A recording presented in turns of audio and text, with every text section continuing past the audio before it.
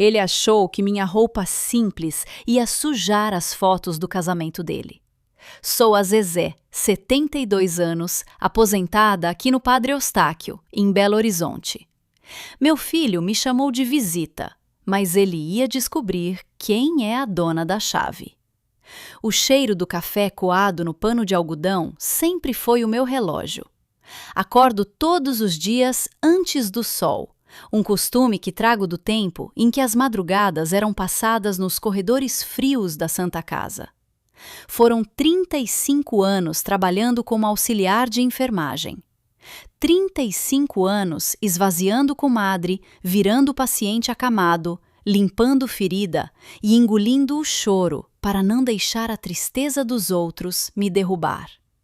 Minhas mãos, hoje cheias de manchas e com as veias saltadas, carregam a história de uma vida inteira de suor.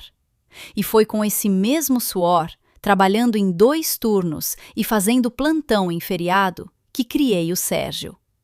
Sérgio era o meu milagre. Fiquei viúva muito cedo. Ele não tinha nem 3 anos quando o pai se foi. Prometi para mim mesma e para Deus, segurando firme o meu terço de madeira, que até hoje não sai da cabeceira da minha cama, que aquele menino nunca ia passar vontade. Eu vesti o uniforme desbotado para que ele pudesse usar o tênis da moda na escola. Eu comia o osso para que ele ficasse com a carne. E valeu a pena. Ou pelo menos era o que eu repetia para mim mesma quando o via de terno e gravata, gerente de um banco importante no centro da cidade. O orgulho cega a gente. A gente olha para o filho e só vê a criança que um dia coube no nosso abraço. A gente não quer ver quando a alma deles começa a apodrecer por causa de dinheiro e de vaidade. Tudo começou a mudar de verdade quando a Priscila entrou na vida dele. Uma moça bonita, não posso negar. Cabelo liso de salão, unhas sempre pintadas de cores claras, daquelas que não descascam porque não lavam uma louça. Ela era filha de um dono de concessionária de carros lá da Zona Sul. Gente que tem o nariz tão empinado que, se chover, morre afogado. Desde a primeira vez que o Sérgio a trouxe aqui em casa, senti um frio ruim na espinha. Ela entrou na minha sala, olhando para os lados, como se estivesse procurando um lugar limpo para pisar. Meu chão é de taco antigo, gasto pelo tempo, mas brilha de tanta cera que eu passo. Ela sentou na ponta do sofá, cruzou as pernas e recusou o meu café. Disse que tinha gastrite e que café de coador era muito forte, que só tomava aqueles de máquina em cápsula. Sérgio, em vez de defender a casa da mãe, deu uma risadinha nervosa e concordou. Naquele dia, eu segurei minha caneca de ágata lascada, tomei meu café puro e engoli a primeira de muitas humilhações em silêncio. Quem é mãe sabe. A gente engole caco de vidro para não ver o filho aborrecido. Os meses foram passando e o noivado aconteceu. Um jantar chique num restaurante francês que eu nem sabia pronunciar o nome. Sérgio me levou, mas passou a noite inteira me vigiando. Quando eu fui pegar o pãozinho do couvert com a mão, ele deu um tapa fraco no meu braço por baixo da mesa e sussurrou para eu usar a espátula. A mãe da Priscila, uma senhora esticada de plásticas e coberta de joias, me olhava com uma pena misturada com nojo. Ela me perguntou de onde eu era. E quando eu disse com orgulho que era de uma cidadezinha do interior e que tinha vencido na vida trabalhando em hospital público, o silêncio na mesa foi ensurdecedor. Sérgio mudou de assunto rápido, com as bochechas vermelhas. Ele estava com vergonha de mim.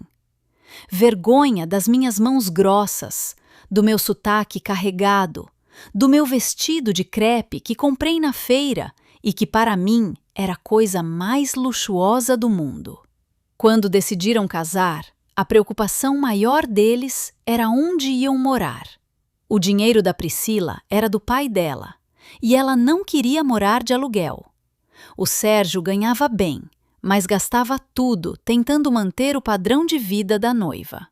Foi aí que a mãe boba aqui entrou em ação de novo. Com o dinheiro de uma vida inteira de plantões e algumas economias que fiz vendendo uns lotes antigos que meu falecido marido deixou, eu tinha comprado um apartamento muito bom no bairro de Lourdes, um bairro nobre. Eu alugava aquele apartamento e o dinheiro me ajudava a ter uma velhice tranquila. Pagava meus remédios e minha feira. Mas, vendo a angústia do meu filho, eu ofereci.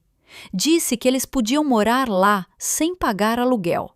Só precisavam pagar o condomínio e as contas de luz e água. A Priscila não me disse um muito obrigada. Ela apenas sorriu para o Sérgio e disse: Ótimo, amor. A gente vai precisar quebrar aquela parede da sala e trocar todo o piso, porque aquele taco é horroroso. E a cozinha precisa de mármore novo. Ela falava como se o apartamento fosse dela, como se eu estivesse morta e aquilo fosse herança. Sérgio começou a levar as coisas dele para lá. 4 malas grandes de couro, caixas de roupas de marca, sapatos, tudo que ele tinha de mais valioso. A chave do apartamento foi entregue na mão dele. Eu confiei. O que é do homem, o bicho não come, e eu achava que o coração do meu filho ainda era o mesmo. A data do casamento foi marcada para o final do ano. Uma festa grande, diziam eles. Mas os meses passaram e ninguém me falava de preparativos, de prova de vestido para a mãe do noivo, de nada. Toda vez que eu perguntava, Sérgio desconversava. Dizia que a Priscila e a mãe dela estavam cuidando de tudo, que eu não precisava me preocupar, que era para eu descansar. Até que chegou aquela fatídica sexta-feira. Era um mormaço de quente. O sol castigava as telhas de amianto da varanda dos fundos. Eu estava no quintal, molhando minha planta, comigo ninguém pode, conversando com ela baixinho, como sempre faço. Quando escutei o portão da frente bater. Era Dona Carminha, minha vizinha de muro há mais de 20 anos. Ela entrou esbaforida, o rosto vermelho, segurando o telefone celular como se fosse uma bomba-relógio. Zezé, ô Zezé, minha Nossa Senhora, me acode! Ela gritava, quase tropeçando no degrau da cozinha. Limpei as mãos no meu avental de chita e fui acudi-la, achando que alguém tinha passado mal. O que foi, mulher? Bebe uma água, senta aqui. Carminha não sentou. Ela enfiou o telefone na minha cara. A tela estava aberta naquele aplicativo de fotos, o tal do Instagram. Eu não tenho isso. Meu celular é daqueles de botão, que só serve para ligar e mandar mensagem curta. Mas a neta da Carminha vivia mostrando as coisas para ela. Você está passando bem, Zezé? Porque eu vi isso aqui e vim correndo. Falei com minha neta. A Zezé deve estar doente no hospital para não estar lá. Eu apertei os olhos para enxergar a tela. Meu coração deu um pulo e depois pareceu que parou de bater. A foto mostrava o meu Sérgio. Meu menino. Ele estava usando um terno azul marinho, o cabelo impecável, sorrindo de orelha a orelha. Do lado dele, a Priscila, usando um vestido branco elegante, segurando um buquê de orquídeas. Eles estavam na frente de uma mesa linda, cheia de taças de cristal e flores caras. Atrás deles, os pais da Priscila levantavam taças de champanhe. Havia outras pessoas na foto. Os amigos do banco, as amigas peruas da noiva, os tios ricos da parte dela. A legenda da foto dizia: Senhor e senhora finalmente casados no civil. Um almoço íntimo para celebrar o início da nossa vida juntos. A festa grande vem depois, mas hoje foi perfeito. Eu li aquilo 3 vezes. A cada palavra era como se um pedaço do meu peito fosse arrancado com uma faca cega. Casados. Almoço íntimo. Perfeito. Não havia lugar para mim naquela perfeição. A cadeira que deveria ser da mãe do noivo estava ocupada pelo vazio, preenchida apenas pela vergonha que ele sentia de mim. Carminha me olhava com os olhos arregalados, esperando uma explicação. A pena estampada no rosto dela foi o que mais me doeu naquele momento. Todo o bairro sabia do amor que eu tinha pelo meu filho.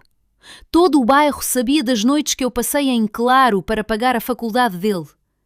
E agora, todo o bairro ia saber que eu não servia para aparecer na foto do casamento. Eu não estava me sentindo bem hoje, Carminha. Eu menti. A voz saiu fraca, tremida. Minha pressão subiu.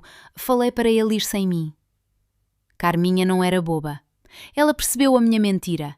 Recolheu o celular, deu um tapinha no meu ombro e foi embora em silêncio. Quem avisa amigo é, mas a verdade, quando chega de supetão, desmorona a gente. Quando fiquei sozinha, sentei na minha cadeira de balanço na sala. O rádio de pilha continuava tocando uma música antiga, baixinho. O silêncio da casa parecia-me engolir. Eu não chorei de imediato. A dor foi tão profunda que as lágrimas secaram antes de nascer. Fiquei ali olhando para o vazio, lembrando de quando ele quebiou o braço aos 7 anos e passei a noite inteira com ele no colo, no corredor do pronto-socorro, cantando para ele dormir. O relógio na parede bateu 4 horas da tarde. O almoço chique deles já devia estar acabando. Peguei meu celular de botão, disquei o número do meu filho. Chamou 1, 2, 3 vezes. Na 4ª, ele atendeu. O barulho de risadas e música fina tocava ao fundo. Oi, mãe, estou no meio de uma reunião aqui. Aconteceu alguma coisa? Ele atendeu com aquela voz de gerente apressado, mentindo para mim, mentindo para a mulher que ensinou ele a falar. Reunião, Sérgio? Eu perguntei. Minha voz não tremeu. Estava estranhamente calma. Engraçado. A Carminha me mostrou uma foto da sua reunião. Tinha até bolo e champanhe. Você estava muito bonito de terno. O silêncio do outro lado da linha foi imediato. As risadas ao fundo pareceram ficar distantes. Ouvi ele suspirar, aquele suspiro de impaciência que ele dava toda vez que eu não entendia como usar o controle da televisão. Ele se afastou do barulho. Mãe, olha só, não faz drama, não começa. A voz dele mudou, ficou defensiva. Foi só uma assinatura de papel no cartório e um almoço bancado pelo pai da Priscila, num restaurante lá no Belvedere. Foi uma coisa pequena. Pequena, Sérgio? Tinha espaço para a mãe dela. Tinha espaço para os tios dela. Tinha espaço para os seus colegas de banco.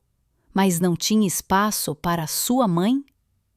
Mãe, entenda de uma vez, ele falou, irritado, abaixando o tom de voz para ninguém perto dele escutar.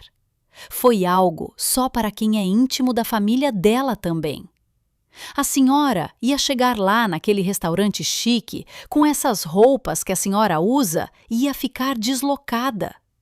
A senhora não sabe conversar com a família da Priscila e ia ficar calada no canto, com vergonha.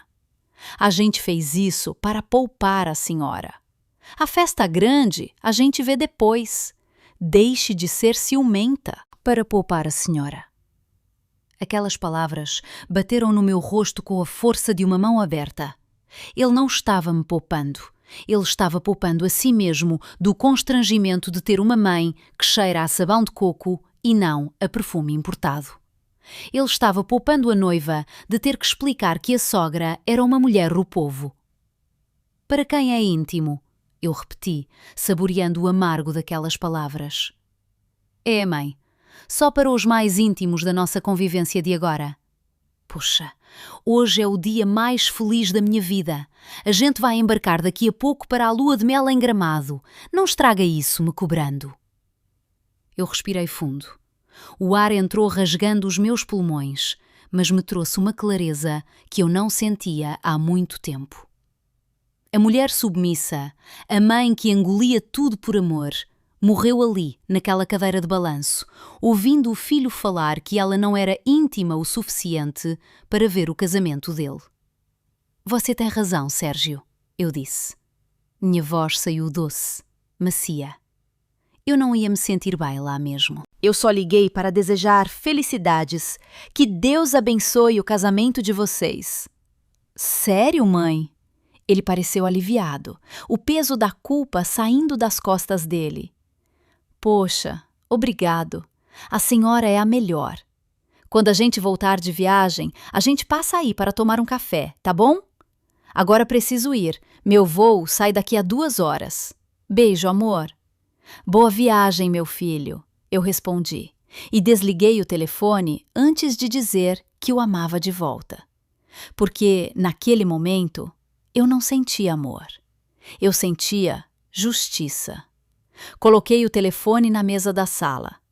Olhei para minha caneca de ágata, para o meu chão de taco, para a minha vida simples. Ele tinha vergonha de tudo isso. Mas não tinha vergonha de pegar a chave do apartamento que essa mesma vida simples comprou.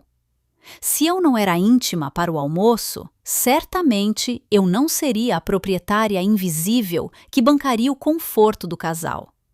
Levantei da cadeira de balanço, sentindo meus joelhos estalarem.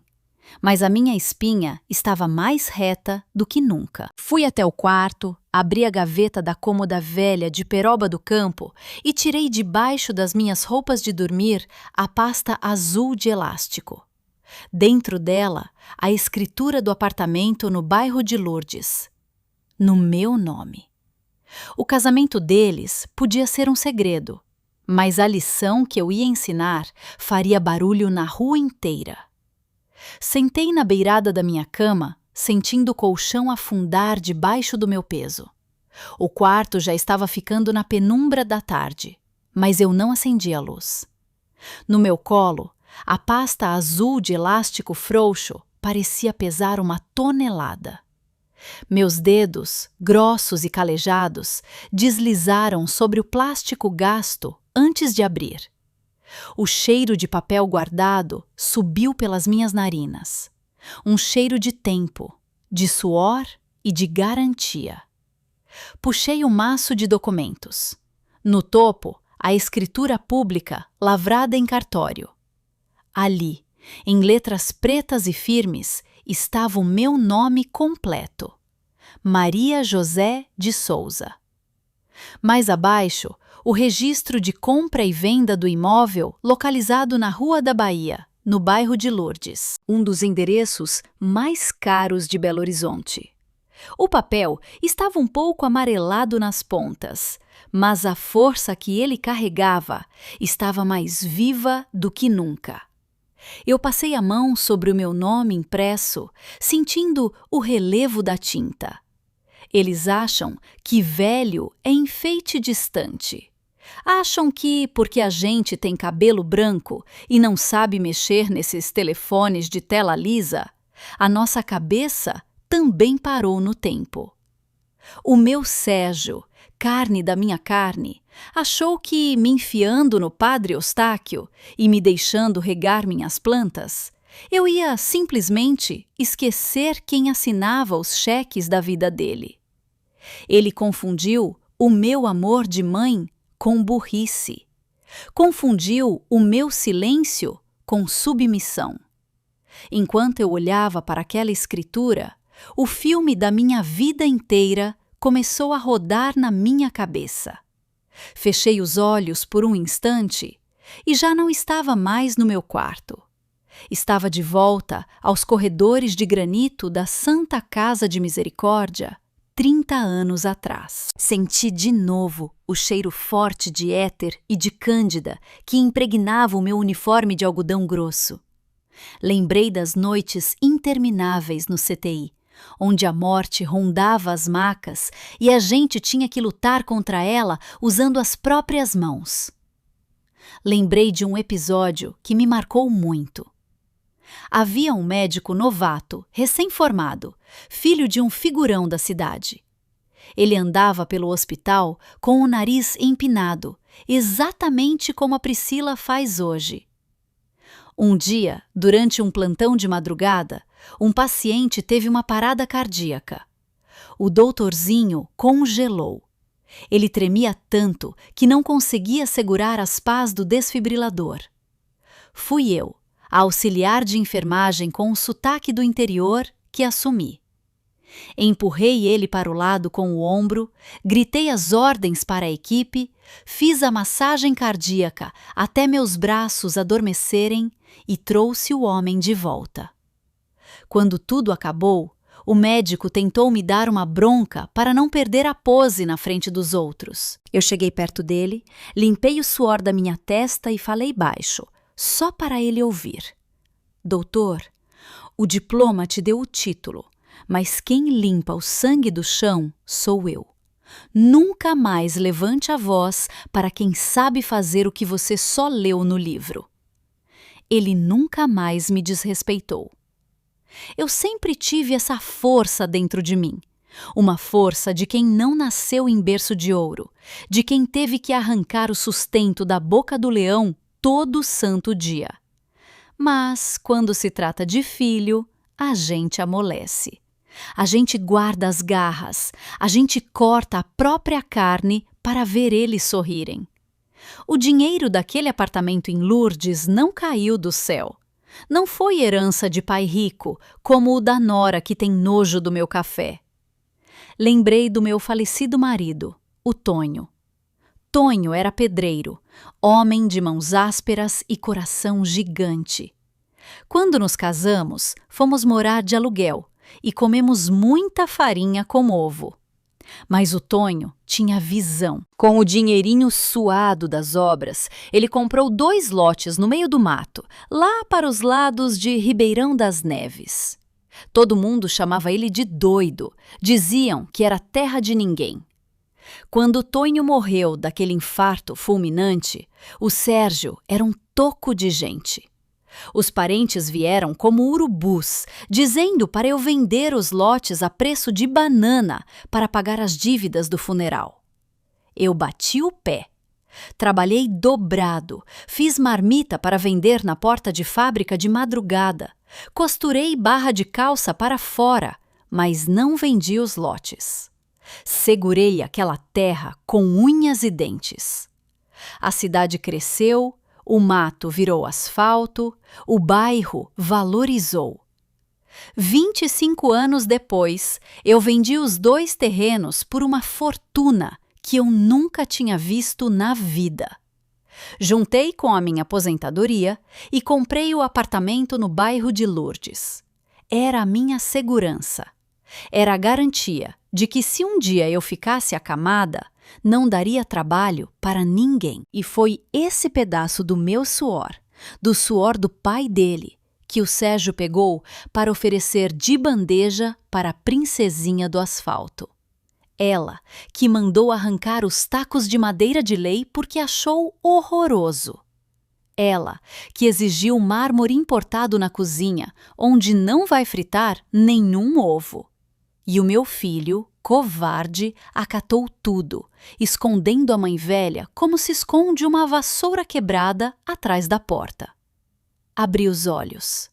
A tristeza e a humilhação que eu senti quando vi aquela foto no celular da Carminha tinham evaporado. No lugar delas, nasceu uma chama fria, uma clareza absurda. Eu não criei um homem. Eu criei um parasita assustado.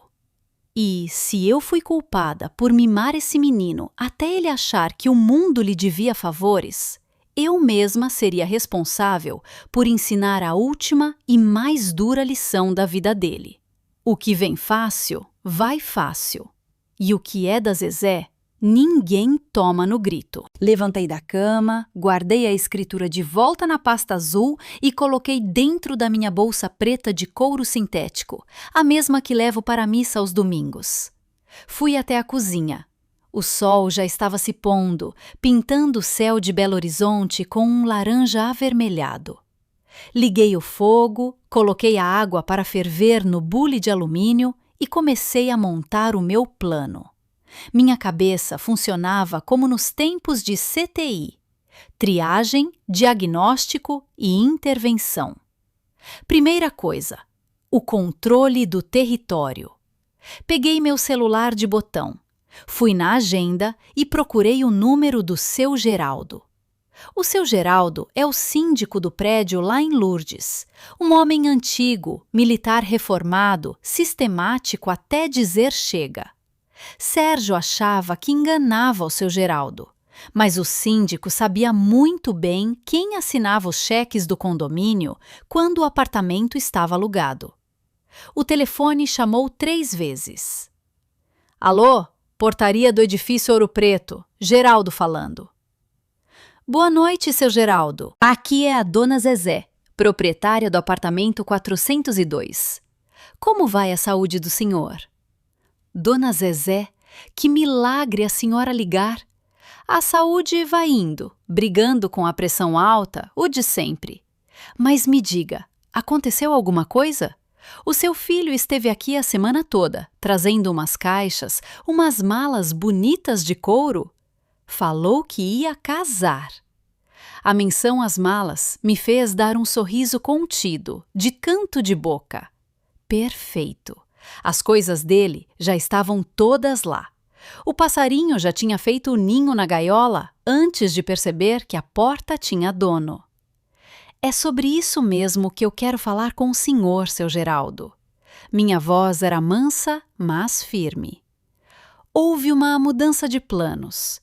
O Sérgio e a noiva não vão mais morar no meu apartamento. Houve um silêncio do outro lado da linha. O síndico pigarreou. Não vão? Uai, mas ele já trouxe até os sapatos de marca da moça. A mudança das mobílias grandes estava marcada para a semana que vem. Pois é, mas a vida dá voltas. Eu vou precisar do apartamento para mim. Então, seu Geraldo, eu estou ligando para dar uma ordem expressa da proprietária. O senhor, por favor, desative imediatamente a tag de entrada da garagem que está com o Sérgio. E avise na portaria para todos os porteiros que a entrada dele e da esposa está terminantemente proibida a partir de hoje. Sem a minha presença, ninguém sobe no 402. Dona Zezé, a senhora tem certeza? Vai dar confusão quando o rapaz voltar de viagem. A confusão é minha, seu Geraldo. A escritura está no meu nome, o condomínio está no meu nome e o IPTU está no meu nome. O senhor faça o favor de cumprir a regra do prédio. Proprietário é quem manda. A senhora que sabe, dona Zezé, ordem dada é ordem cumprida. Vou desativar a chave eletrônica dele agora mesmo no sistema. Agradeci e desliguei. A primeira porta estava trancada, mas eu sabia que o Sérgio tinha a chave física da porta da sala. A chave dourada que eu mesma coloquei na mão dele no mês passado, com os olhos cheios de lágrimas de orgulho bobo. Eu precisava resolver isso antes que eles voltassem de Gramado. Eles ficariam fora por 7 dias. Eu tinha tempo de sobra, mas não gosto de deixar serviço para o dia seguinte. A água no bule ferveu. Despejei no coador de pano, sentindo o cheiro forte do pó de café invadir a cozinha. Aquele cheiro me aterrava. Lembrava de onde eu vim. Lembrava que a Priscila tinha nojo disso, pois ela ia descobrir que o café de cápsula dela não ia pagar a conta de luz da rua. Peguei minha caderneta de capa dura na gaveta da mesa de fórmica. Folheei as páginas até achar o número do Toninho. Toninho é chaveiro aqui no Padre Eustáquio desde que eu me entendo por gente.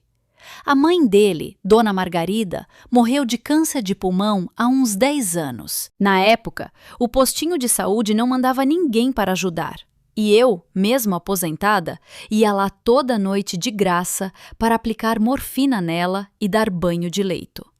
O Toninho beijava o chão que eu pisava. A gratidão é uma moeda que não perde o valor, por mais tempo que passe. Disquei o número da loja dele. Ele atendeu no segundo toque, com um barulho de esmeril ao fundo. Chaveiro do Toninho, boa noite! Toninho, meu filho, é a Zezé! O barulho da máquina parou na hora. Dona Zezé, bença, minha santa! O que a senhora manda?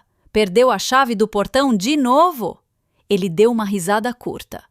Não, Toninho, dessa vez eu não perdi nada. Eu estou querendo é achar. Preciso de um favor seu, um serviço grande para amanhã cedo. Pode falar, para a senhora eu largo tudo aqui. Toninho, você conhece aquele prédio de rico lá no bairro de Lourdes, na Rua da Bahia? O edifício Ouro Preto? Pois é, eu tenho um apartamento lá. Preciso que você vá comigo amanhã, às 8 da manhã. Quero trocar o miolo da fechadura da porta da frente e da porta de serviço. E não quero qualquer fechadura não, Toninho. Quero daquelas de segurança máxima. Daquelas que não abrem nem com reza brava e nem com grampo de cabelo de madame. O Toninho deu uma assobiada do outro lado da linha. Eita, Dona Zezé, o bicho pegou, hein?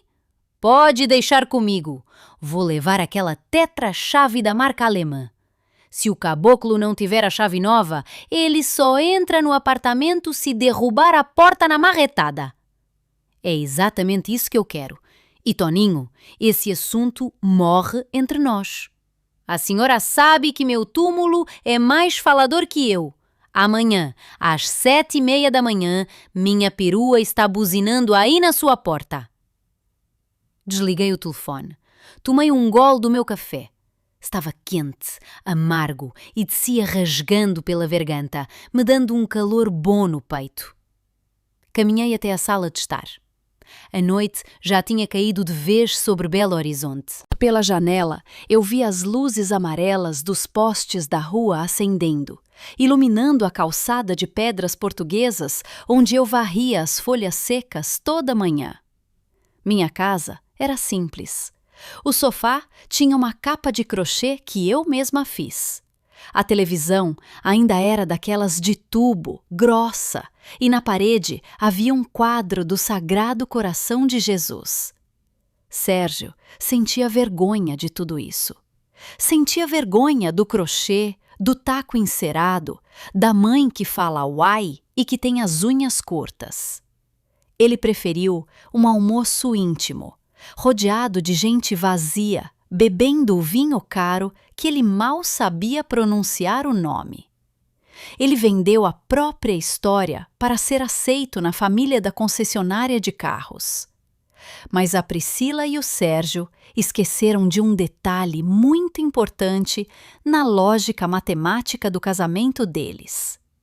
Eles somaram o luxo dela com o salário dele, mas não calcularam a subtração da dona do teto. O dinheiro do pai da noiva comprou a festa fina, comprou as taças de cristal e a lua de mel no sul do país. Mas era o dinheiro suado da auxiliar de enfermagem, que limpou muita comadre na vida, que ia garantir o chão que eles iam pisar na volta. Ou melhor, que não iam pisar.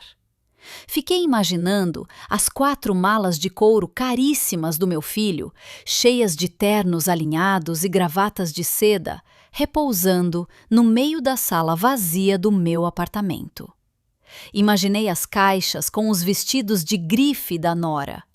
Eles já tinham mandado para lá os presentes de casamento mais caros. Tudo organizado, esperando os pombinhos voltarem de Gramado para começarem a vida de conto de fadas bem longe da mãe pobretona. Vocês querem intimidade?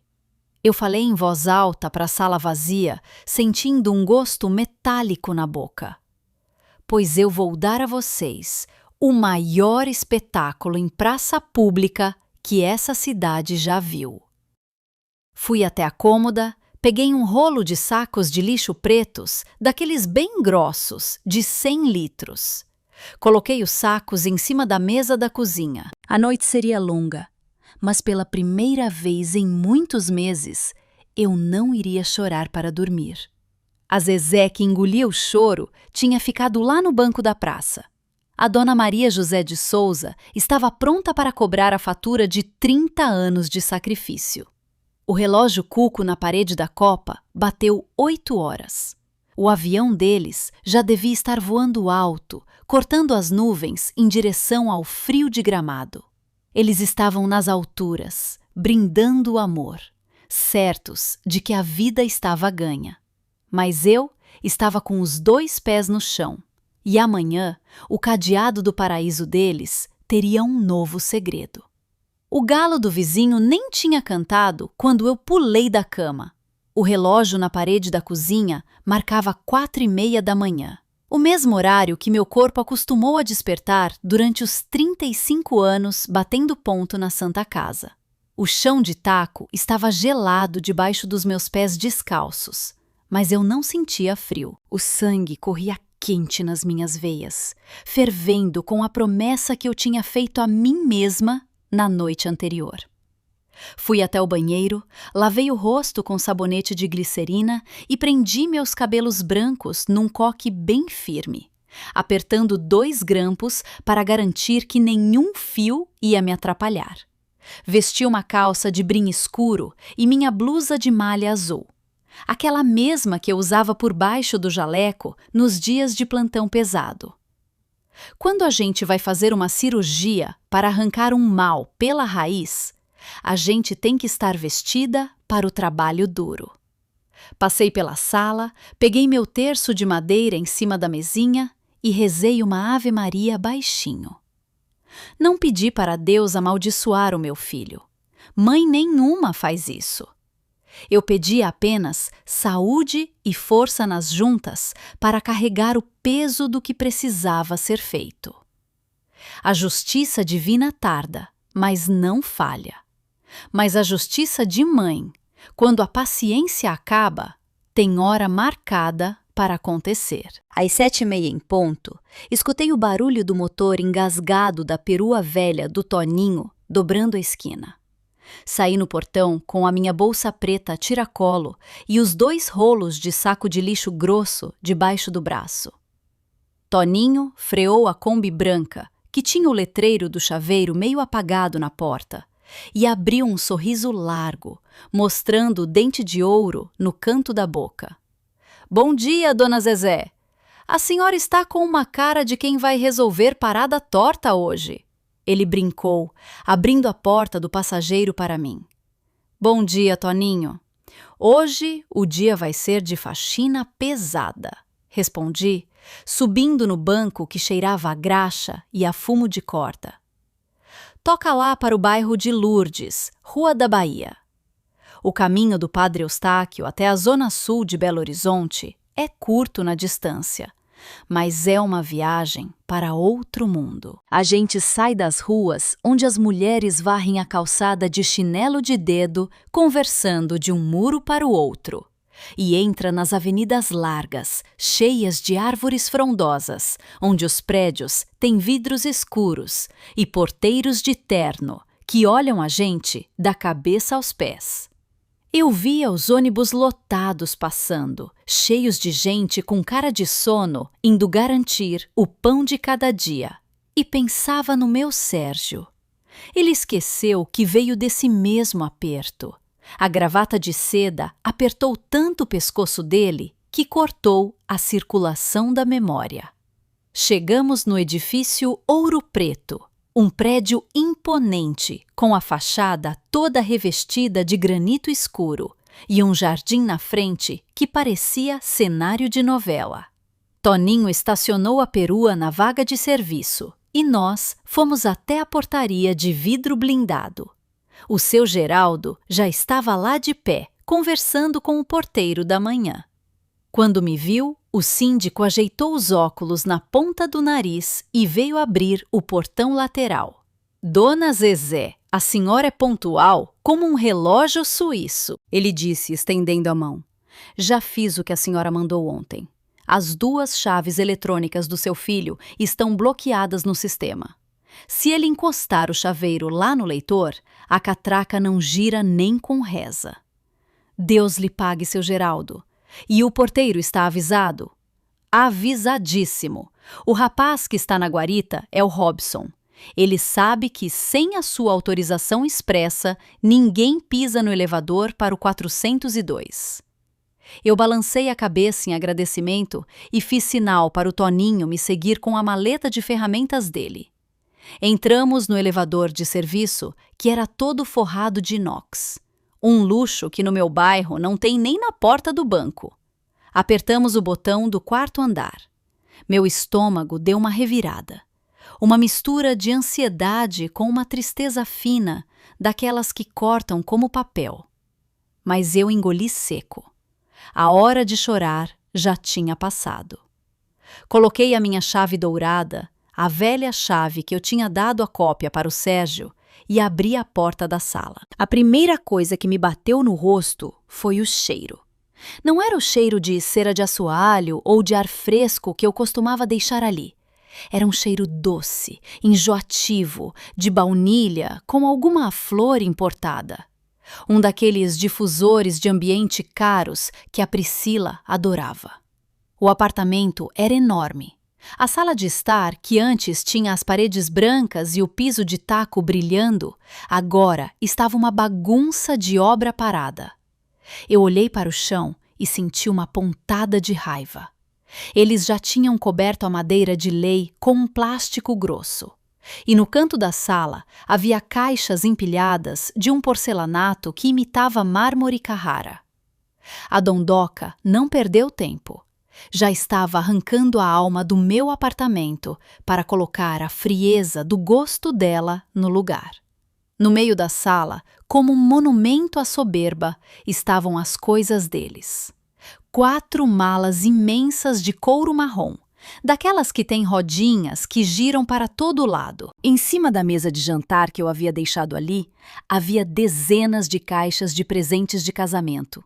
Eram panelas que custavam o preço da minha geladeira, uma máquina de café prateada, cheia de botões, e taças de cristal fino. E, para coroar a cena, num porta-retrato de prata já desembalado, uma cópia da foto do casamento civil. A mesma foto que a Carminha me mostrou. Sérgio e Priscila, sorridentes, bendando com os pais dela. «Eita lasqueira!» murmurou o Toninho, tirando o boné e coçando a cabeça.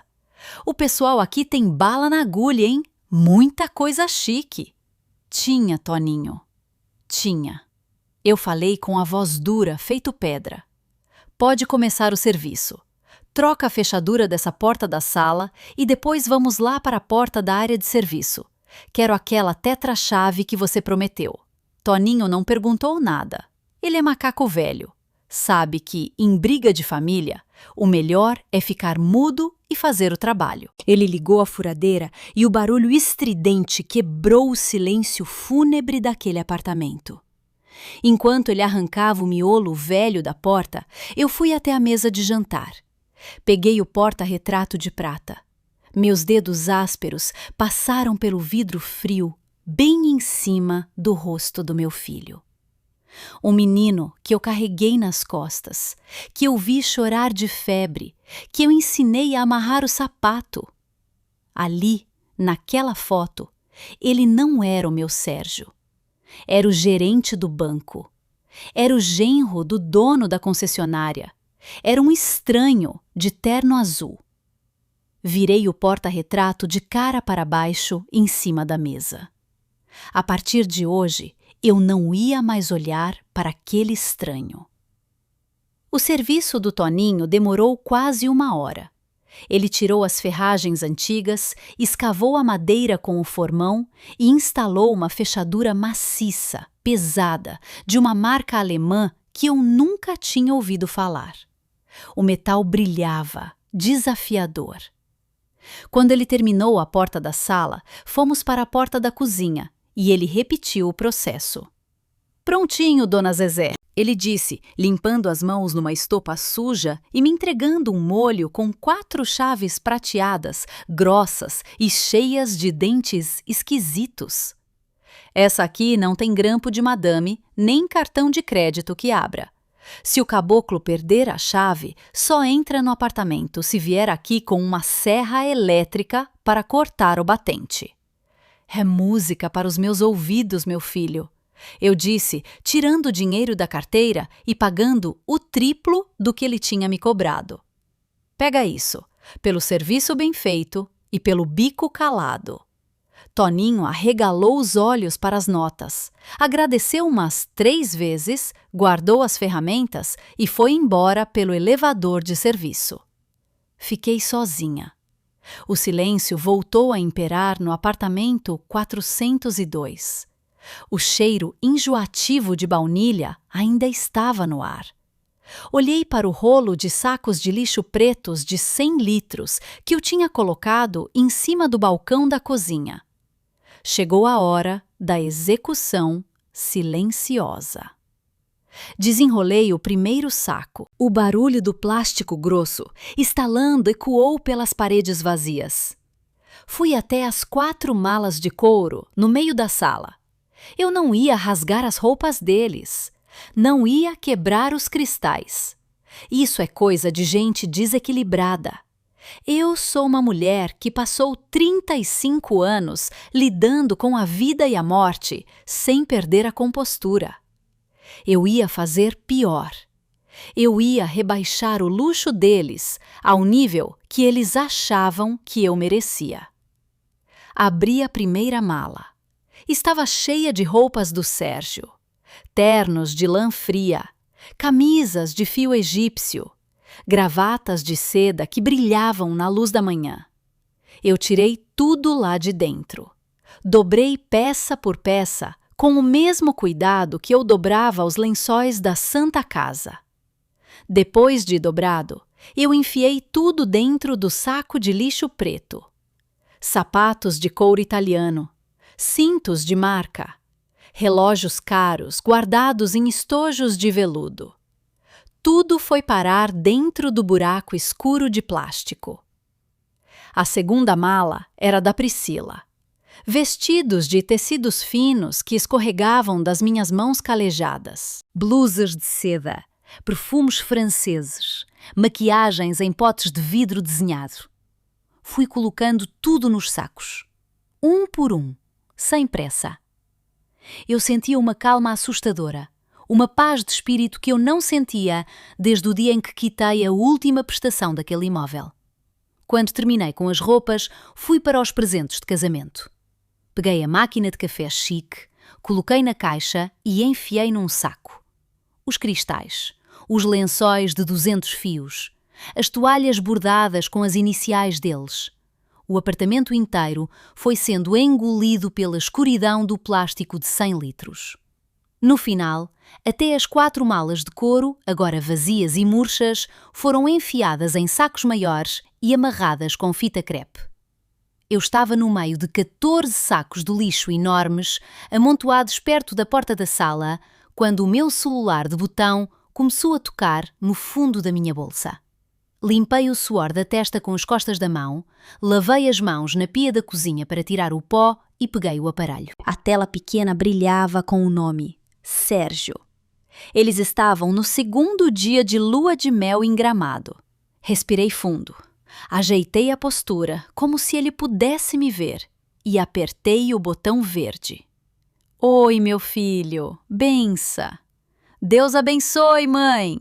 A voz dele soou animada, mas mastigando alguma coisa. Ao fundo, eu ouvi o barulho de talheres batendo em pratos de porcelana e uma música instrumental suave. "Tudo bem por aí? Está quietinha em casa?" Quietinha em casa.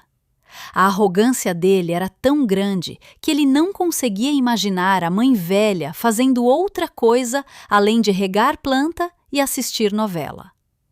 Tudo em paz, Sérgio, graças a Deus. E vocês? Como está o frio lá no sul?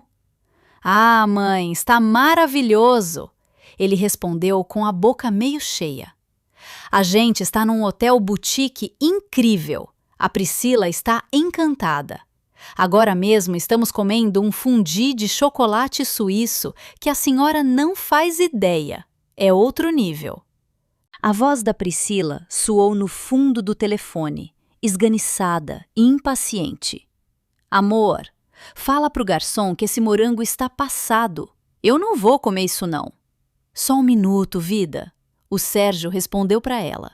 E depois voltou para mim, com aquele tom de condescendência, como quem fala com uma criança que não entende o mundo dos adultos. Mãe, a gente está curtindo muito. Só liguei para saber se a senhora está se alimentando direito, se não está com a pressão alta de novo. Minha pressão nunca esteve tão boa, meu filho, eu disse, olhando para a montanha de sacos de lixo pretos que representavam a vida inteira dele. Estou aqui arrumando umas coisinhas velhas, fazendo uma faxina daquelas, tirando o que não serve mais de dentro de casa. Isso aí, mãe. Fica inventando moda não. Pede para a Carminha te ajudar se for arrastar móvel. Quando a gente voltar na sexta-feira, eu passo aí na semana seguinte para te levar um chocolate daqui, tá bom? Agora vou desligar, que o nosso vinho chegou. Aproveita bastante, Sérgio. Aproveita cada segundo da sua lua de mel. Um abraço. Ele desligou, sem dizer que me amava. E eu guardei o telefone na bolsa com um sorriso frio nos lábios. Ele achava que a minha vida era esperar a migalha de um chocolate suíço na semana seguinte. Ele não fazia ideia de que o chão debaixo dos pés dele já tinha sido retirado. A execução ainda não estava completa. Não adiantava deixar o lixo no apartamento de luxo. Se eu deixasse os sacos lá, o seu Geraldo ou o porteiro poderiam ficar com pena dele quando chegasse chorando na portaria. Eu não queria testemunhas da alta sociedade. Se o meu filho tinha vergonha do padre Eustáquio, era para o padre Eustáquio que os tesouros dele iam voltar. Ele ia ter que pisar no bairro de pobre para resgatar a dignidade. Liguei para o Tião do Carreto. O Tião é um senhor forte que tem uma caminhonete de 10 azul caindo aos pedaços, mas que faz frete para o bairro inteiro. Ele estava parado na praça e disse que chegava em Lourdes em 20 minutos. Desci pelo elevador de serviço, avisei o Robson na portaria que ia descer com umas doações velhas e liberei a entrada da caminhonete do Tião na garagem dos fundos. Quando o Tião subiu e viu a quantidade de sacos pretos, arregalou os olhos. Dona Zezé do céu, a senhora está limpando o apartamento inteiro para alugar de novo. Quase isso, Tião. Estou limpando a alma do lugar. Pega pesado aí, que a gente tem que levar tudo isso lá para minha casa. Nós dois fizemos 4 viagens no elevador de serviço. Os 14 sacos pesados, cheios de ternos de luxo, vestidos de seda, taças de cristal e cafeteiras italianas, foram jogados na caçamba suja da D10, dividindo o espaço com uma lona velha e um pneu estepe careca. Cada baque de um saco na caçamba era uma batida do meu coração que voltava ao ritmo normal. Tranquei a porta do apartamento 402 com a minha tetra-chave nova. Girei 2 vezes, escutando o trancão forte da engrenagem metálica. Passei a mão na madeira fria da porta e suspirei. Aquele lugar agora era um templo vazio. A noiva não teria piso de mármore para pisar, e o noivo não teria endereço chique para colocar no cartão de visitas do banco. Subi na cabine da D10 do Tião e fomos sacolejando de volta para o padre Eustáquio. O sol já estava alto, castigando os telhados das casas simples. Quando chegamos na minha rua, pedi para o Tião descarregar tudo na minha sala. Minha casa é pequena. A sala mal tem espaço para o sofá de capa de crochê, a televisão de tubo e a cadeirinha de balanço. Quando Tião empilhou os 14 sacos pretos no meio do cômodo, eles quase bateram no teto. Parecia uma montanha de entulho no meio da minha vida limpinha e humilde. Paguei o freteiro, tranquei o portão de ferro da rua e voltei para dentro. Fiquei parada na porta da cozinha, secando as mãos no meu avental de chita, olhando para aquele monumento de plástico preto. O Sérgio e a Priscila chegariam de viagem na sexta-feira à noite, direto do aeroporto de Confins. Pegariam um táxi executivo, cheios de malas de mão, e iriam direto para o paraíso deles no bairro de Lourdes. Iriam esbarrar numa portaria proibida, iriam dar de cara com uma fechadura que não reconhecia a chave dourada que eles carregavam com tanto orgulho. E quando o desespero batesse, quando o sangue fugisse do rosto empinado da noiva, o meu filho ia ter que vir engolir o choro na casa da mãe. E quando ele encostasse o carro na minha porta, ele não ia encontrar a dona Zezé de braços abertos com um café coado no pano. Ele ia encontrar a fatura dos próprios erros embalada para a viagem. A armadilha estava armada, silenciosa e escura como os sacos de lixo que agora decoravam a minha sala, esperando os pombinhos descerem das nuvens para aterrissar no asfalto quente da realidade. A sexta-feira chegou arrastando uma chuva fina e gelada, daquelas que cobrem Belo Horizonte com um manto cinza e deixam o asfalto escorregadio. O relógio cuco da minha copa marcou 8 horas da noite. Eu estava sentada na minha cadeira de balanço com um chale de lã sobre os ombros, ouvindo o barulho da água batendo nas telhas de amianto da varanda. A casa estava mergulhada num silêncio pesado. O único enfeite diferente na minha sala modesta eram os 14 sacos de lixo pretos empilhados até quase encostar no teto, exalando um cheiro rústico de plástico novo que brigava com o cheiro do meu café fresco. Eles chegariam de Gramado a qualquer momento. Eu sabia porque o voo estava marcado para pousar em Confins no fim da tarde. Fechei os olhos e comecei a desfiar o meu terço de madeira. Não estava rezando por milagre, estava rezando por paciência. O coração de mãe é um bicho teimoso, que às vezes quer perdoar antes mesmo do filho pedir desculpas. Mas toda vez que a fraqueza tentava se instalar no meu peito, eu lembrava da foto.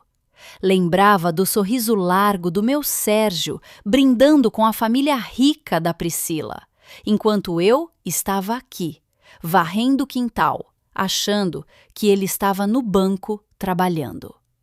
O que é do homem, o bicho não come, mas o que é da mãe, o filho ingrato não tem o direito de roubar. Era quase 9h30 da noite, quando o meu celular de botão tocou em cima da mesinha. O visor acendeu no escuro da sala. O nome do meu filho piscava apressado. Deixei tocar 3 vezes. Na quarta, apertei o botão verde e levei o aparelho ao ouvido. Alô, mãe! Mãe, pelo amor de Deus, a senhora precisa ligar para o seu Geraldo agora! A voz do Sérgio estava esganiçada, misturada com o barulho de buzinas e chuva ao fundo. Ele estava ofegante. A gente acabou de chegar da viagem, cansados, cheios de mala de mão, e o Robson não quer deixar a gente subir. A minha chave do portão não apita, a catraca não gira. O síndico falou que a senhora deu ordem para barrar a gente. Que maluquice é essa? A voz da Priscila ecoou no fundo, estridente e irritada. Sérgio, resolve isso. Meu casaco está molhando. Eu quero tomar um banho na minha banheira. Que absurdo é esse porteiro me barrar no meu próprio prédio? Eu respirei fundo. A voz macia de quem aplicou injeção em paciente nervoso a vida inteira tomou conta da minha garganta. Não tem maluquice nenhuma, Sérgio. O seu Geraldo e o Robson estão apenas cumprindo o trabalho deles. Ordens da proprietária. Como assim ordens da proprietária? Mãe, a senhora está confusa. A senhora cedeu o apartamento para a gente morar. A Priscila já mandou quebrar o piso da sala. O mármore chega na segunda-feira. A senhora está esquecida das coisas. É a idade batendo. Liga lá agora e libera a gente. A Priscila está dando um escândalo aqui no saguão. A menção à minha idade, como se eu estivesse caduca, foi o empurrão que faltava para minha espinha ficar reta feito um cabo de vassoura. Minha memória está ótima, meu filho. Lembro de cada fralda que troquei sua e lembro muito bem do almoço íntimo que você teve semana passada. Pega sua esposa, chamem um táxi e venham aqui para minha casa. Nós precisamos conversar frente a frente. Ir para o Padre Eustáquio a essa hora, debaixo dessa chuva? Mãe, pelo amor de Deus, a gente tem as malas de mão, presentes do aeroporto. Se você quer saber onde estão as chaves novas da sua vida de casado, você vem buscar aqui. Estou esperando. Desliguei o telefone antes que ele pudesse argumentar. Coloquei o aparelho de volta na mesa. A isca foi jogada e o peixe, cego pela própria arrogância, não teria outra escolha a não ser morder. Demorou uns 40 minutos. O barulho de um motor potente rasgou o silêncio da minha rua. Levantei da cadeira e fui até a janela, espiando por trás da cortina de renda. Um carro de aplicativo, daqueles bem luxuosos e escuros, parou na frente do meu portão. Sérgio desceu primeiro.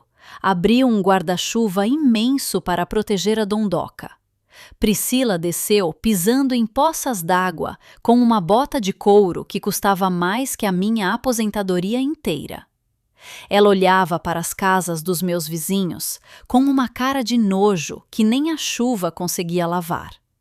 Fui até a porta da sala, girei a chave e abri. O vento frio entrou, mas eu fiquei parada no batente, esperando. Sérgio abriu o portãozinho de ferro aos trancos e entrou puxando a noiva pelo braço. Assim que pisaram na pequena varanda coberta, Priscila começou a bater os pés no capacho, reclamando em voz alta.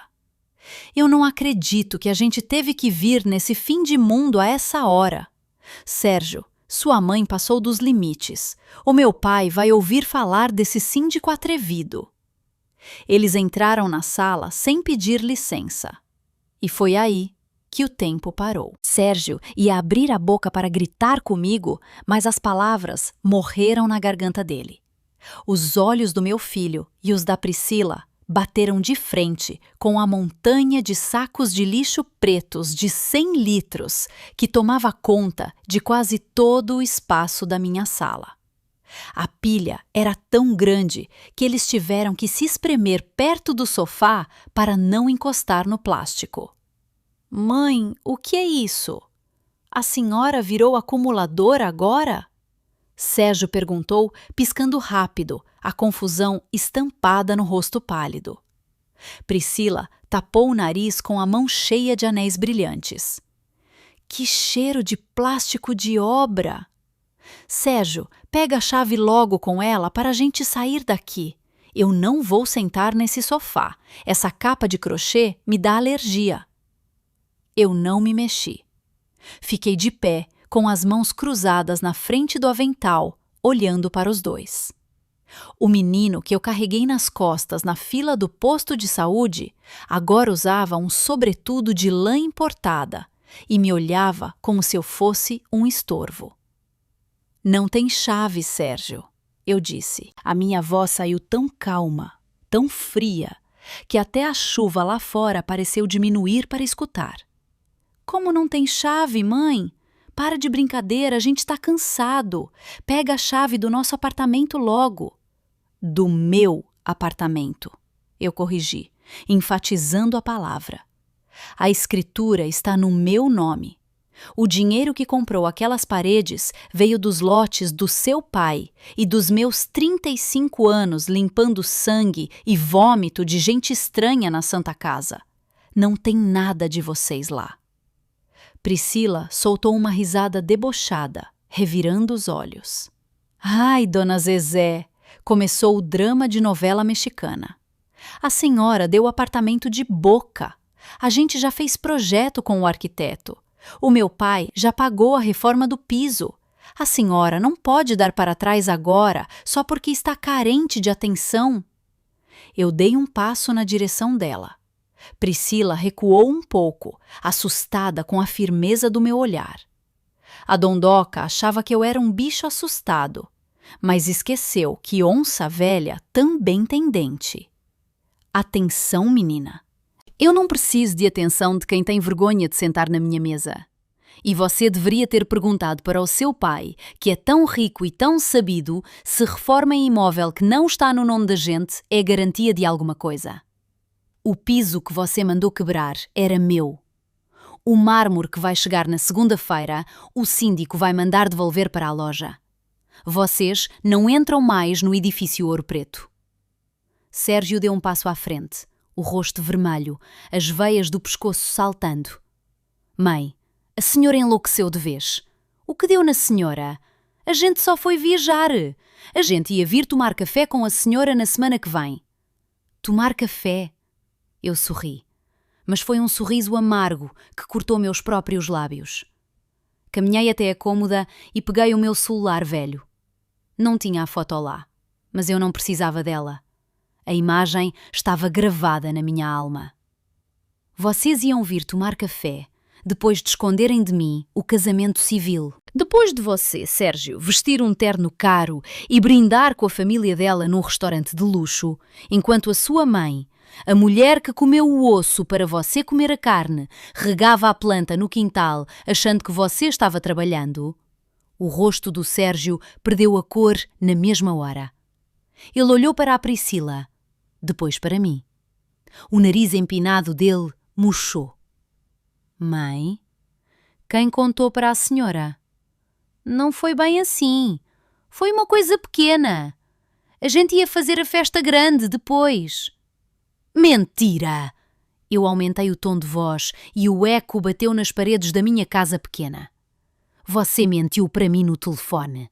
Você me disse que era só para quem é íntimo, que a minha roupa simples ia sujar a foto de vocês, que eu ia fazer você passar vergonha na frente dos tios ricos da sua mulher.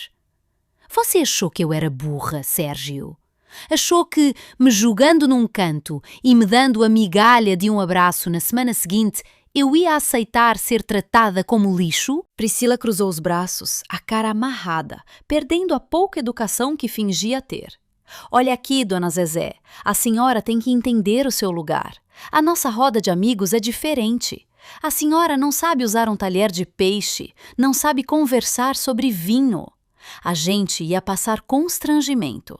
O Sérgio é gerente de banco, ele tem uma imagem a zelar.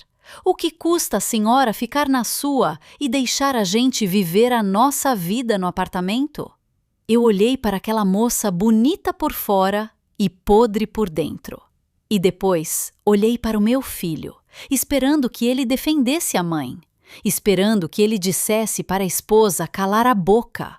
Mas Sérgio apenas abaixou a cabeça, covarde, esfregando as mãos nervosas. Ele concordava com ela. Ele sentia vergonha de mim. A última gota de pena que eu tinha no coração secou ali mesmo.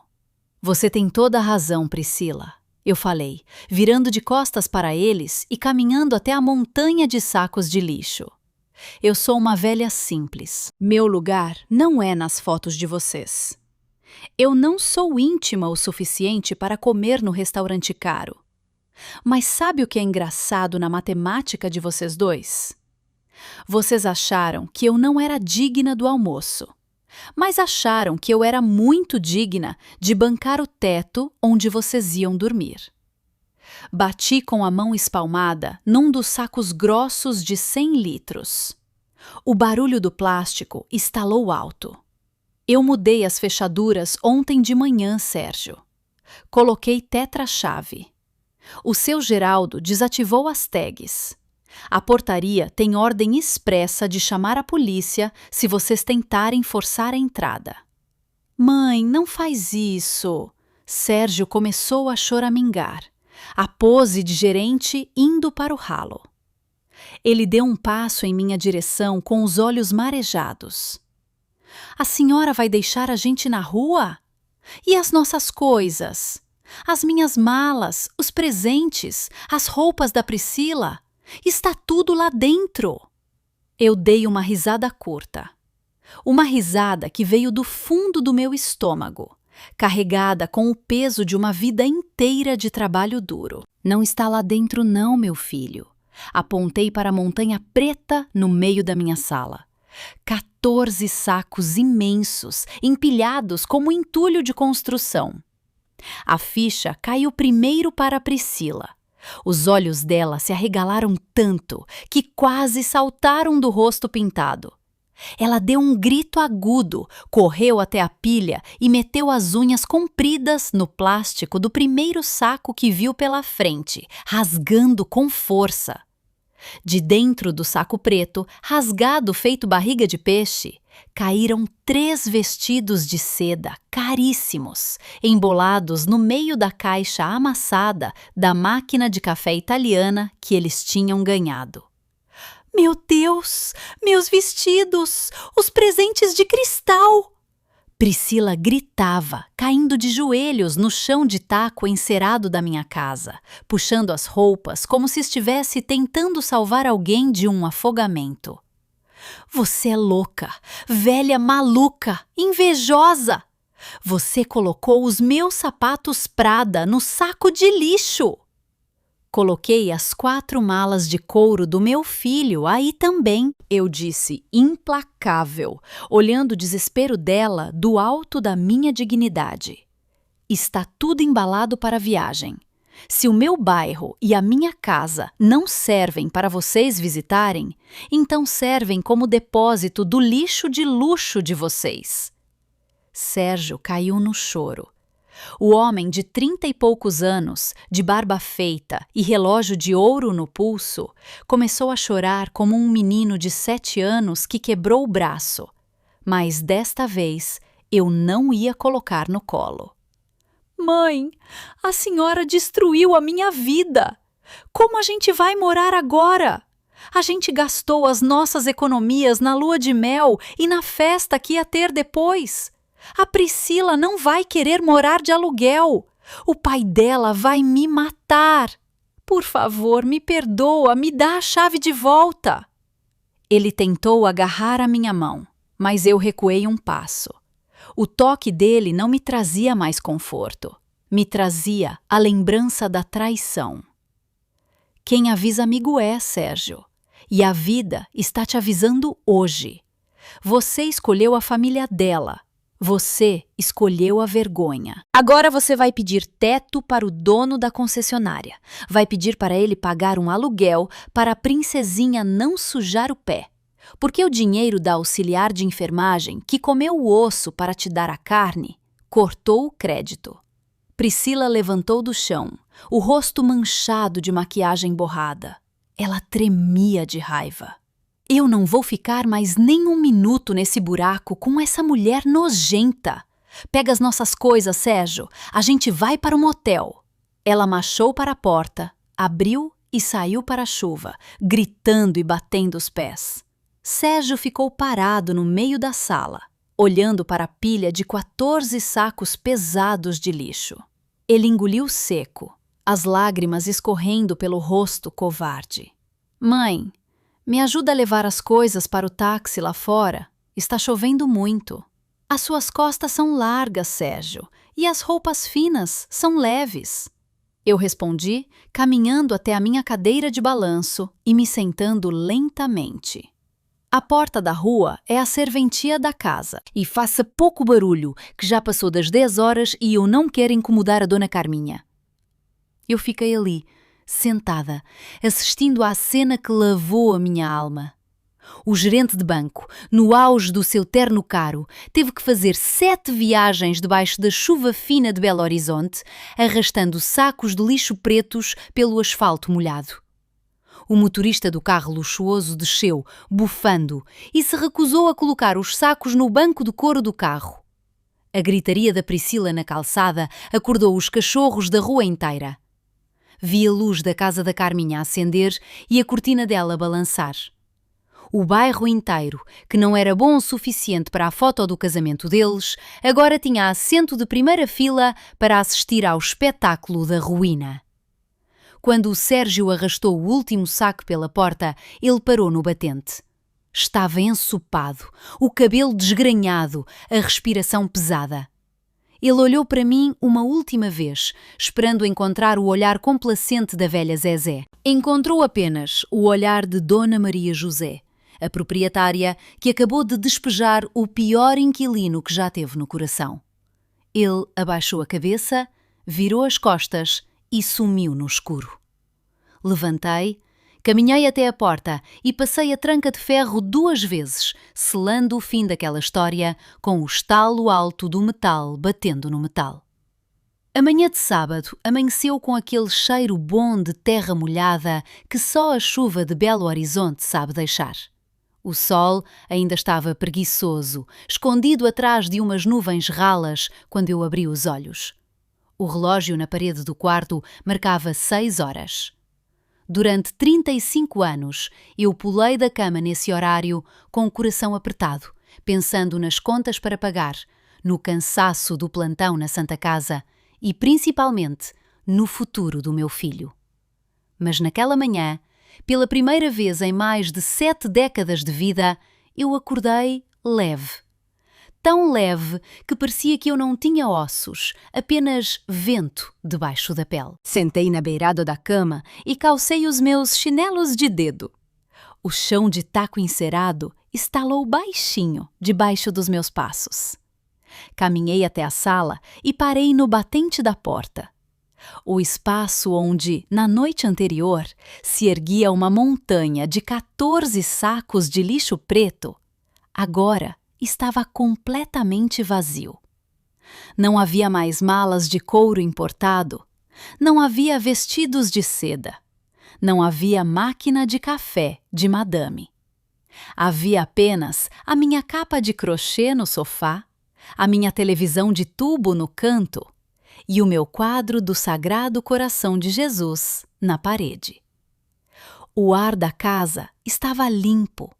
O cheiro de plástico grosso e de perfume enjoativo tinha ido embora pelo ralo da rua, levado pela enxurrada da madrugada, junto com a arrogância do gerente de banco que eu mesma pari.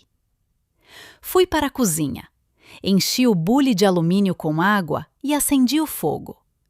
Enquanto a água fervia, eu peguei a vassoura de piaçava e fui varrer a calçada. As folhas das amendoeiras estavam coladas nas pedras portuguesas por causa da chuva. Eu varria com gosto, escutando o chiado das cerdas no chão.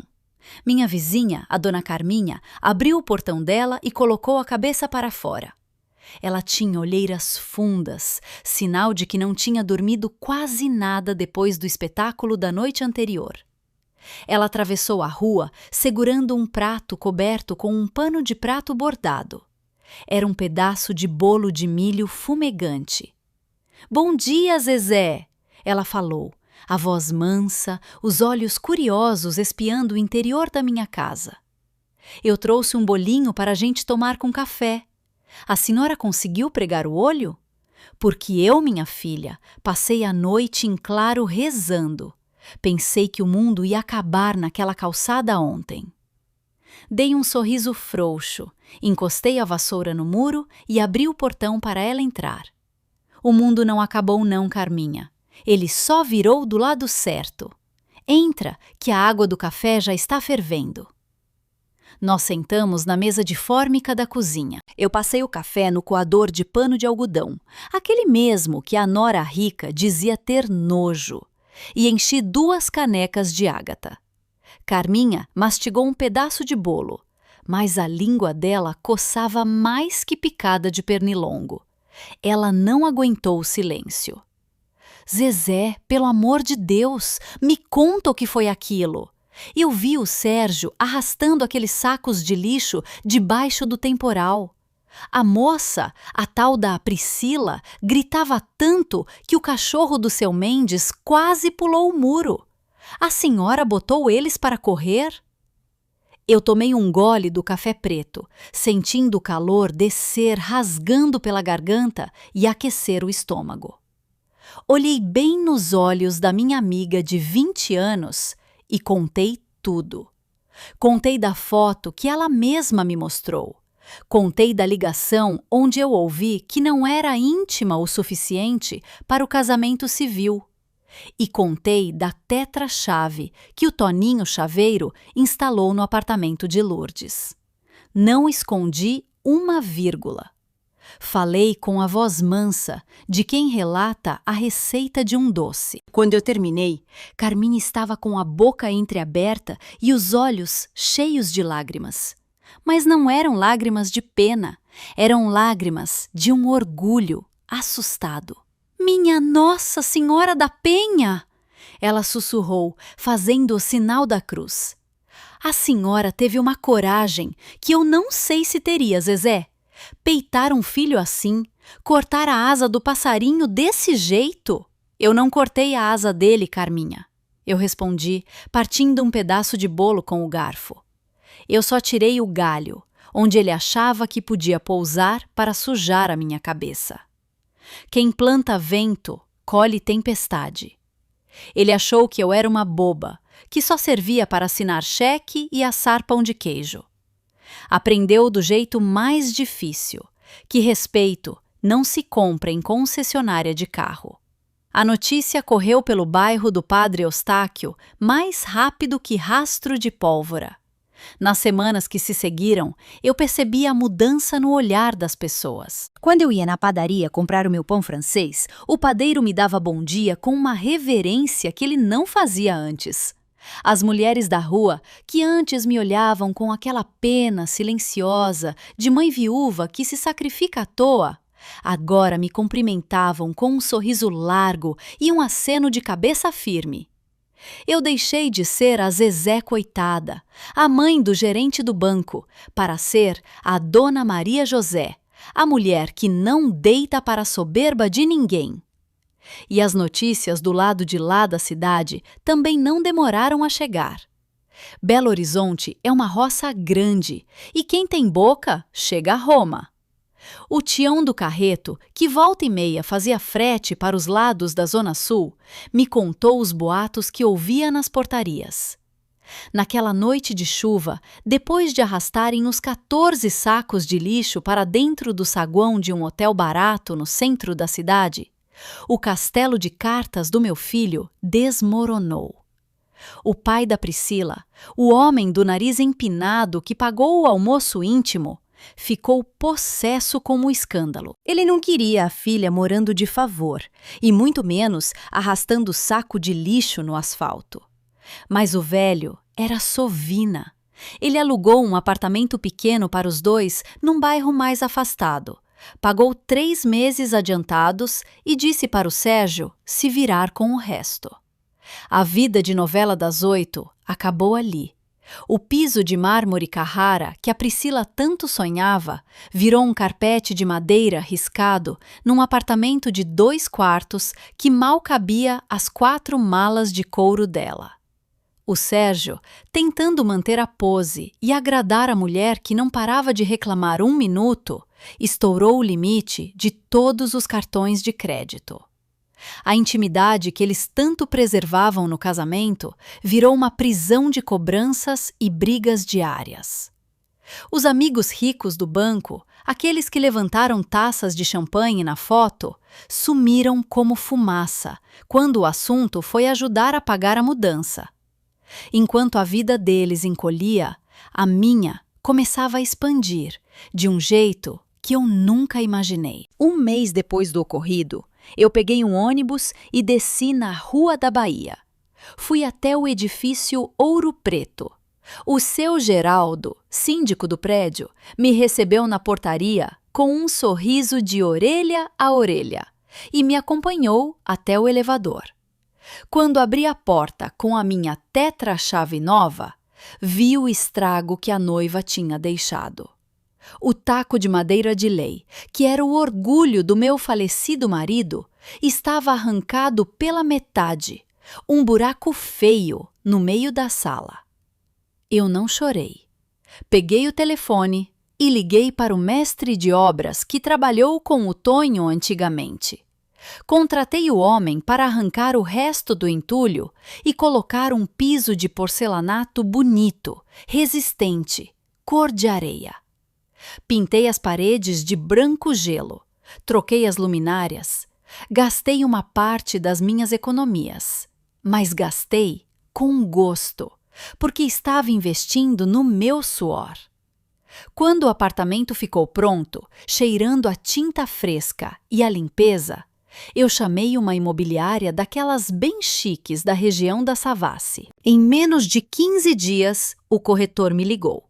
Uma família de médicos, um casal com 2 crianças pequenas, tinha se apaixonado pelo lugar. Assinamos o contrato. O valor do aluguel era um dinheiro que eu, na época da Santa Casa, precisava trabalhar quase um ano inteiro para juntar. E agora, todo dia 10, aquele dinheiro caía limpo na minha conta bancária. Como o primeiro aluguel na mão, eu sentei na minha cadeira de balanço e fiquei olhando para o teto. O que uma mulher de 72 anos, viúva e de vida simples, ia fazer com aquela quantia todo mês? Foi aí que eu olhei para as minhas mãos. As manchas marrons do tempo, as veias grossas que pareciam rios desenhados debaixo da pele fina. Essas mãos esvaziaram comadres, fecharam os olhos de gente que partiu sem ninguém do lado. Lavaram chão, costuraram roupa para fora e pagaram a faculdade do homem que sentiu vergonha delas. Essas mãos mereciam descanso. Mais do que descanso, elas mereciam festa. No dia seguinte, eu não fui na feira comprar vestido de crepe. Eu fui num shopping da Zona Sul, aquele mesmo shopping onde a Priscila passeava. Entrei numa loja com portas de vidro transparente e ar-condicionado frio. A vendedora me olhou meio torto no começo, vendo meus sapatos gastos, mas eu endireitei a coluna e pedi para ver as melhores roupas que eles tinham para o meu tamanho. Comprei 2 calças de linho fino, blusas de algodão macio que não pinicavam a pele e uma sandália de couro ortopédica que custava o olho da cara, mas que abraçava o meu pé como se fosse uma nuvem. Paguei tudo à vista, no cartão de débito. Quando saí da loja com a sacola bonita de papel grosso, me senti uma rainha coroada. Na semana seguinte, bati no portão da Carminha. Ela saiu secando a mão no avental. "Carminha, faz as malas, nós vamos ver o mar." Ela quase caiu para trás. "Zezé, a senhora bebeu juízo de formiga. Vê o mar onde, mulher?" "Lá pros lados do Nordeste, em Maceió," eu disse, tirando da bolsa 2 panfletos coloridos de uma agência de viagens que organizava excursões para a terceira idade. "Eu já paguei a minha parte, e a sua. É um presente. Você foi a única que me trouxe a verdade quando todo mundo queria me fazer de boba. E eu não quero ir sozinha." Nós viajamos numa terça-feira de manhã. Quando o avião decolou, eu olhei pela janelinha e vi Belo Horizonte ficando pequenininha lá embaixo. Pensei no Sérgio, voando para Gramado, cheio de mentiras e bagagens pesadas. Eu estava voando para Maceió, levando apenas uma mala pequena e o coração mais leve do mundo. Quando eu pisei na areia daquela praia e a água morna e verde bateu nas minhas canelas, eu chorei. Foi o primeiro choro de verdade que eu dei desde o dia em que vi aquela maldita foto. Mas não era de tristeza, era um choro de alívio. Era a cachoeira de uma represa que finalmente se abriu. A brisa salgada secou as lágrimas no meu rosto antes mesmo delas chegarem no queixo. Eu bebi água de coco deitada numa espreguiçadeira. Dei risada com a Carminha até a barriga doer e dancei forró com um aposentado de São Paulo que tinha um chapéu de palha engraçado. Eu descobri que a vida não acaba quando os filhos crescem. A vida, na verdade, só começa quando a gente para de viver a vida deles e passa a viver a nossa. Os meses foram passando, macios e tranquilos.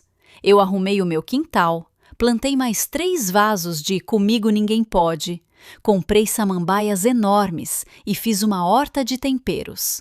Continuei morando na minha casinha no Padre Eustáquio, porque ali era o meu chão. Ali estavam as minhas raízes.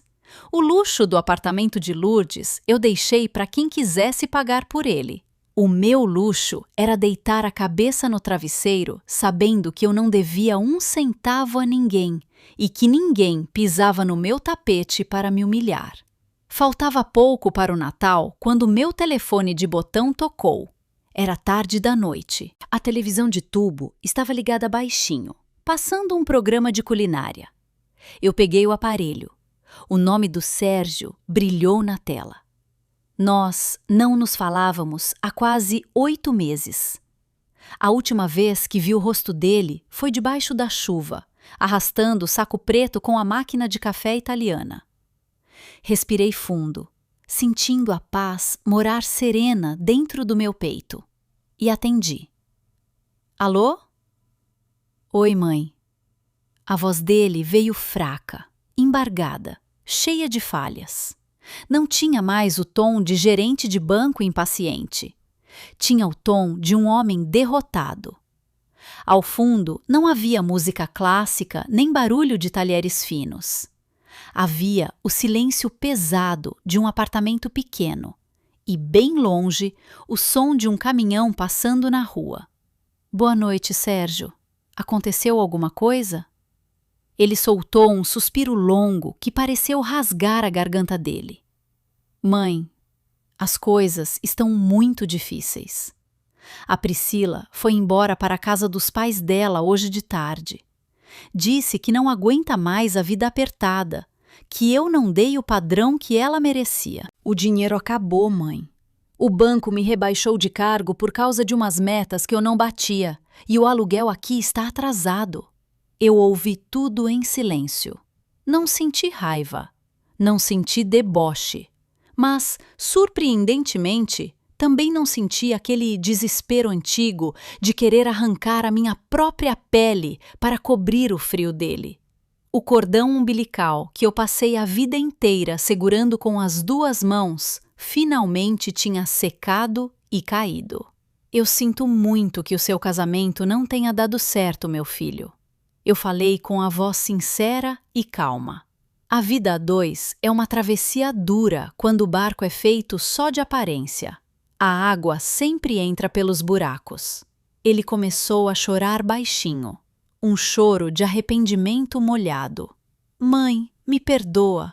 Por favor, me perdoa. Eu fui um idiota. Eu fui cego. Eu tive vergonha da mulher que mais me amou no mundo por causa de uma roda de amigos que não quis nem saber de mim quando a água bateu no pescoço. Eu me arrependo todo santo dia.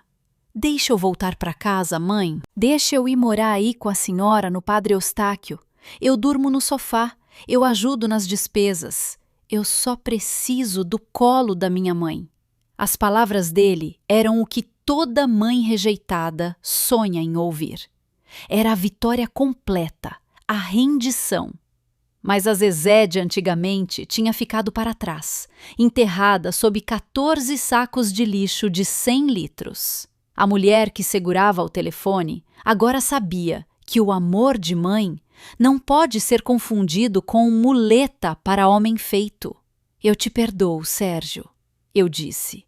E era a mais pura verdade. O rancor tinha ido embora nas águas do mar de Maceió. Eu te perdoo de todo o meu coração.